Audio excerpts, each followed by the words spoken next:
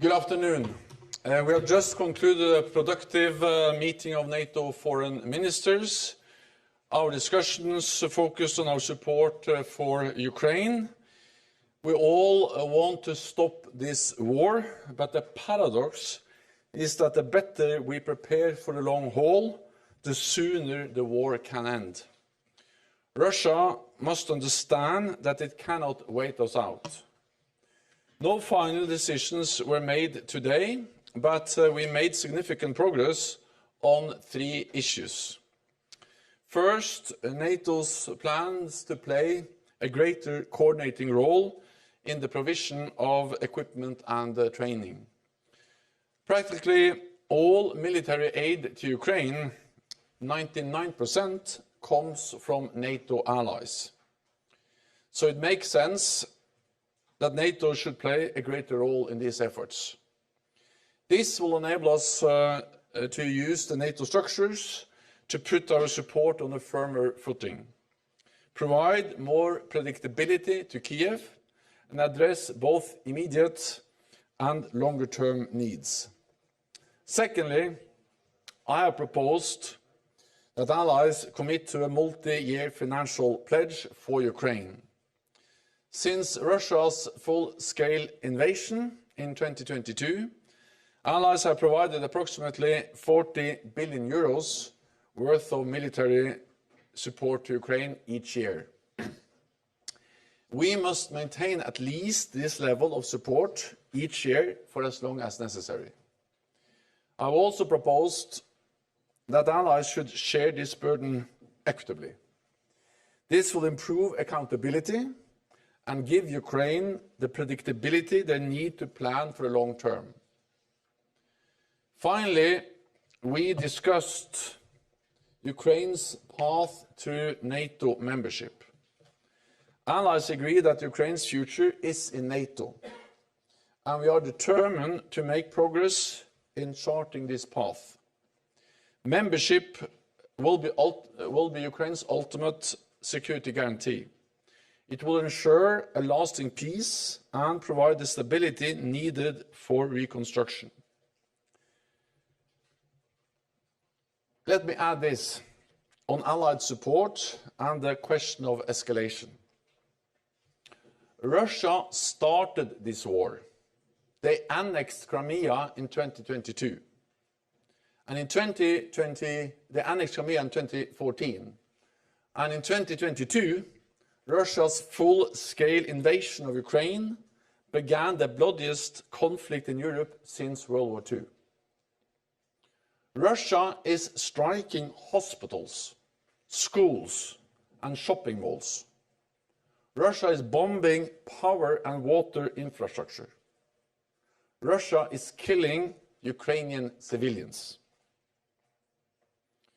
Ukraine is defending itself from appalling Russian brutality.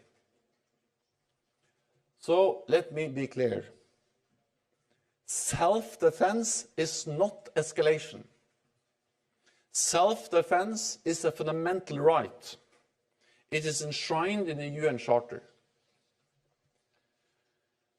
Ukraine has the right and the responsibility to protect its people.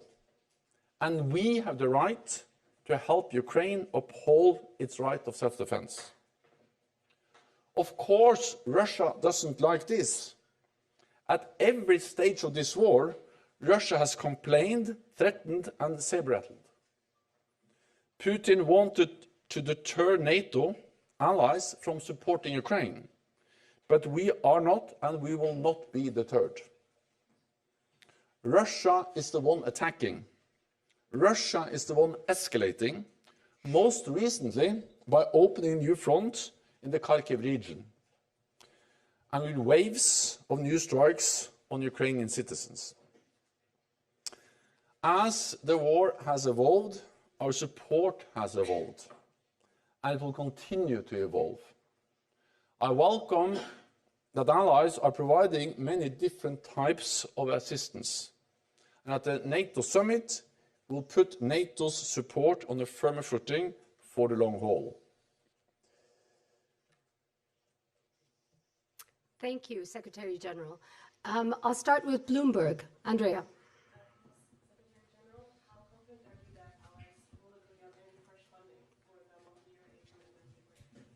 Well, we are speaking about money for the future, and that's per definition fresh. We have already spent roughly 40 billion per year so far. What I'm asking allies to do is to commit that for the following years. And that's new money, because that's money which is not there now. And the important thing is that we need predictability. We need a firm commitment for the long haul to ensure that Ukraine is able to plan, to ensure that Ukraine has the predictability they need to conduct this war, self-defense, but also to send a message to Moscow that Moscow cannot wait us out. So the more clear it is that we are prepared for long haul, the sooner this war can end. Because the sooner President Putin will realize that he cannot win this war, we will be there for as long as necessary. Let me just add before we continue that I would also like to thank the Czech authorities, the Czech government, and the foreign minister for hosting this event. The foreign ministerial has been excellent, and the surroundings, the city of Prague, the castle, has been an excellent venue for a very important foreign ministerial meeting in NATO. Okay, thank you. Oh, Czech TV. Secretary General, could you provide us a bit more details about the future of Ukraine in NATO? Do you have some timing in your mind? Is it years or a long future? NATO allies agree that Ukraine will become a member of the alliance. We are working on how to move Ukraine closer to membership. At the Vilnius summit, we agreed on important steps. We removed the requirement for something called membership action plan, meaning that we turned the membership process for Ukraine from a two-step process to one-step process.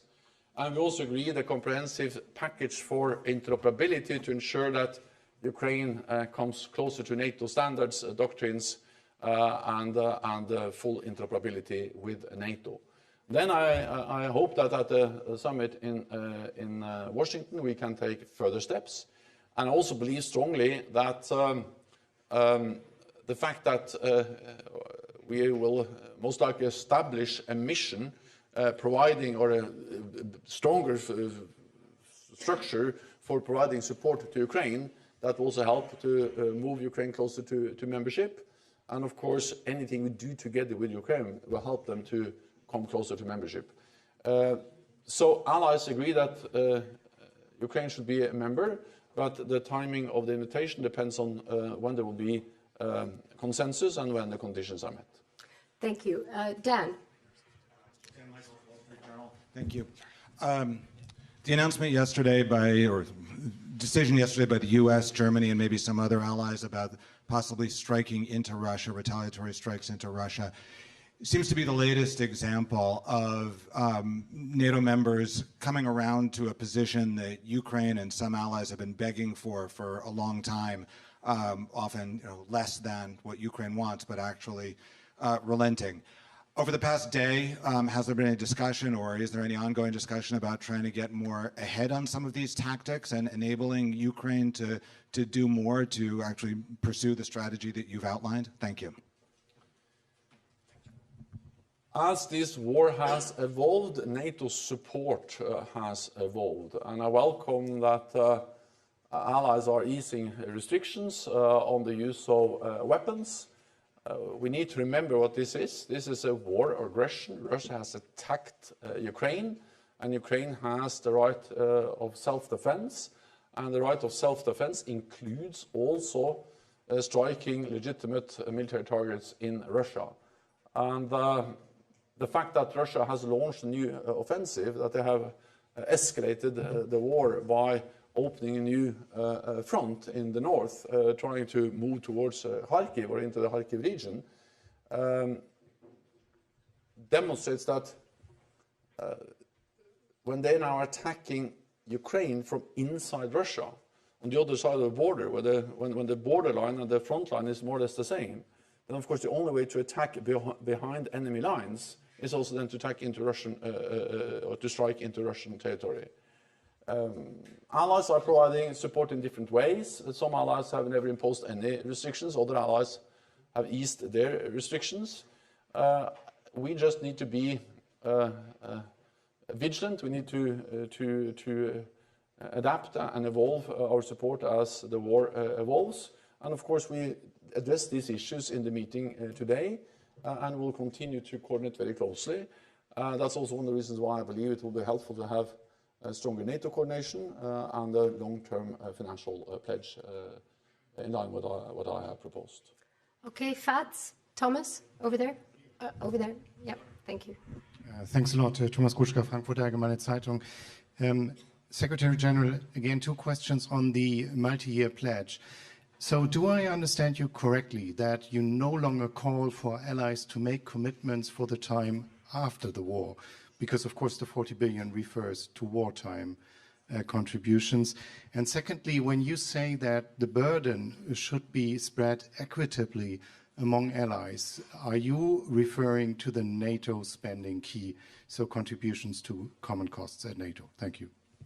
So we will now start the work on the details of such a financial pledge. And there's no way I can go into all the details before I have presented them to all the allies and before we have worked through those details. But I strongly believe that we need a financial pledge, both to address immediate needs, but also to address the need to build a future force. So this is about making the Ukrainians able to defend themselves today and to deter future attacks in the future. So it's a combination of short-term and long-term. And of course, many of the things we do now as immediate responses to the immediate needs, for instance, providing F-16s, is part of the immediate response, the immediate needs for Ukraine to defend themselves today. But of course, many of those capabilities will also be part of the future force to deter any attack in the future. So I think this distinction between the future force and the needs today is a bit artificial. These things are linked, and therefore I think also it makes sense that NATO plays a role both in building the future force and in coordinating the support for helping the Ukrainians to deter aggression or to defend aggression today. Then again, details on burden sharing, we have to come back to that. But of course, GDP has been used before. GDP is a way that reflects in a way the economic strength, the income of each and every country. So when we discuss burden sharing in NATO, that's at least one option we can look into. And again, I can be more precise later on in this process. And at the summit, I expect to be able to tell you all the details. Okay, thank you. Over to New York Times. Hi, Secretary General. Edward Wong from the New York Times. Earlier in the war, one of the main reasons why restrictions were placed in the US on the use of weapons by various allied countries was because of the fear that President Putin would order the use of a tactical nuclear weapon in the battlefield in Ukraine. I'm wondering what has changed in that assessment. Do you have new intelligence that shows that the threshold is higher than you previously believed? Do you think that the allied countries made a mistake earlier in being too fearful of this? And have China and India exercised influence with Putin since then? I think we need to understand that these are national decisions, and different allies have provided different types of support, and many allies have not imposed any restrictions. So that's nothing new, that NATO allies don't have restrictions. They give the weapons to Ukraine, and of course they all assume that they will be used also in line with international law, but international law also opens up for the use against military targets in Russia, because that's part of self-defense. Then other allies have had more restrictions, but some of these restrictions are now eased or reduced, reflecting that the war has changed. Because now the front line is not inside Ukraine. Most of the fighting so far happened deep inside Ukraine. But now the fighting is in the Kharkiv region on the border between Russia and Ukraine, and then it makes sense also then to adapt any restrictions that would make it impossible for the Ukrainians to hit back against artillery positions, missile positions in Russia, directly attacking Ukrainian forces or Ukrainian cities. President Putin has threatened NATO allies since the beginning of the war. He has been out there again and again. Actually, the day before the invasion, he gave a speech where he threatened any ally that provided support to Ukraine. But we are not being deterred. Because if we had been deterred by that message, then we couldn't have given any support. He tried to prevent us from giving any military support. They tried to prevent us from providing armor, advanced missile systems, fighter jets, and we have evolved and stepped up our support because we strongly believe that Ukraine has the right for self-defense, and we have the right to help Ukraine upholding the right of self-defense. Okay, thank you. European Pravda. Thank you. European Pravda, Ukraine. I have a question about this long-term support. We know that some allies are not willing to provide Ukraine with military assistance. How do you see, could this decision be adopted in a way that it would not be able to veto it if one country decides not to grant military assistance to Ukraine? Thank you. I'm confident that we will reach good conclusions that will ensure that NATO allies, of course, will continue to provide support to Ukraine, and that will have a stronger NATO framework around that support to ensure coordination and predictability and accountability. Because we need to ensure that when support is announced, pledged, that actually that turns into real deliveries to Ukraine. And we have seen some discrepancies between what has been promised and what has been delivered.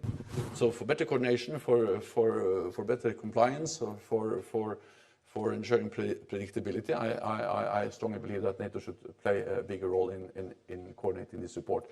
And we will find ways to ensure that that this is decisions that will work and will not be blocked. So I will not make my job easier if I share with you all the details of how we are discussing these issues. So at the end of the day, I will present you with a beautiful conclusion, and then I can tell you all the details. Okay, the lady in the fourth row. Thank you, sir.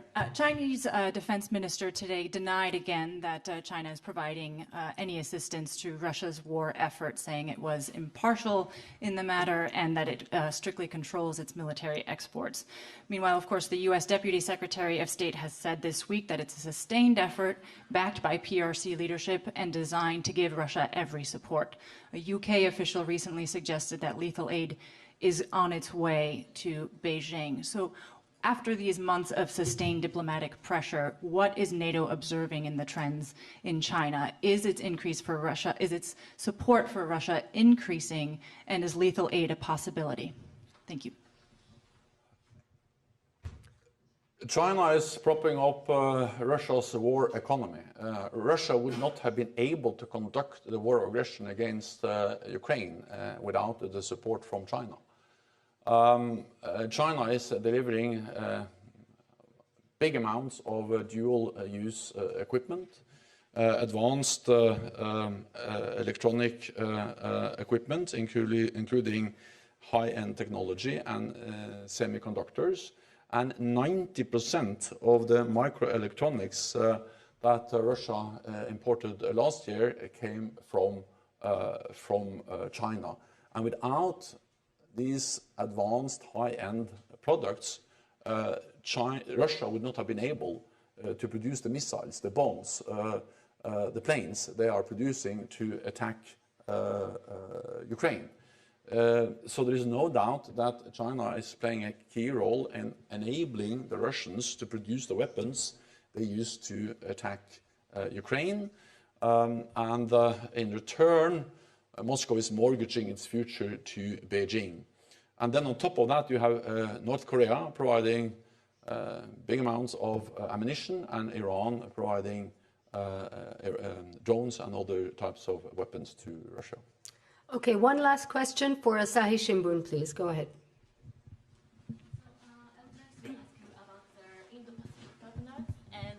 What will be discussed in the July summit with Indo-Pacific partners, and is there any progress since last year?